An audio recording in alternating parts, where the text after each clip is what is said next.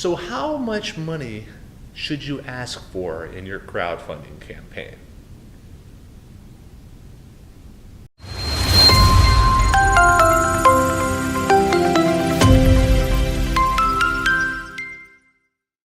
So the question of setting the goal for your Kickstarter or your crowdfunding campaign is actually really important, because that's what you're trying to do on it. If you're on a crowdfunding platform, you are trying to raise money for some project or some business or something that you're trying to create.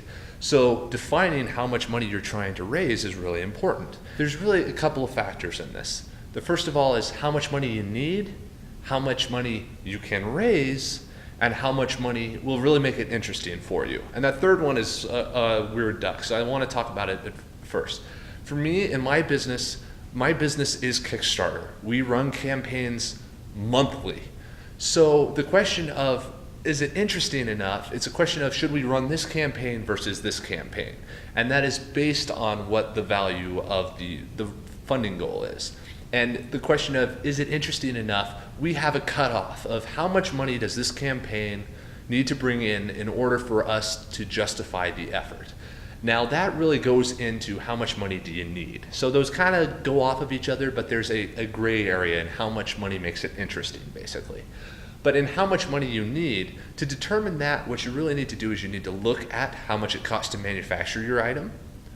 And that will include how much time people put into it. If you're doing like an art project, how much time will you put into it? Will that pay your bills while you're doing this, if you're doing it full time? And then if you're, again, making a product, you need to consider shipping and all the rest of those. And all of those will go into your campaign. You will need to consider volume for the product. If you have to hit 1,000 units in order to get the volume prices you need to be able to manufacture this, then you need to calculate how much money you need for your campaign. Say you need to get 10,000 units. You need to order 10,000 units to sell them for $1. So you take $1 and you multiply it by 10,000. Your campaign has to raise $10,000 with 10,000 backers in order to make that happen. And then you include shipping. And if you're offering free shipping, you might have a cost associated with that. So it might be 50 cents to ship this $1 item to each person of your 10,000 backers, which will then be $5,000 again, or $50,000, so on and so forth. Calculate all of these expenses and what are the minimum benchmarks that you have to hit in order to achieve your campaign. Many campaigns create a prototype for something and then they throw it up on Kickstarter. A ton of people buy it and then they realize, well, we can't manufacture it as cheaply as we had wanted, or it's taking too long, or anything else. So make sure that you have a good spreadsheet of the cost of the components for your project, the amount of time going into it, how you're going to pay for that time, any kind of registrations you may have. Make sure you compensate for the crowdfunding platform fee. On Kickstarter, Kickstarter takes 5%, and then you have a payment processing fee from Stripe, which is their payment processor.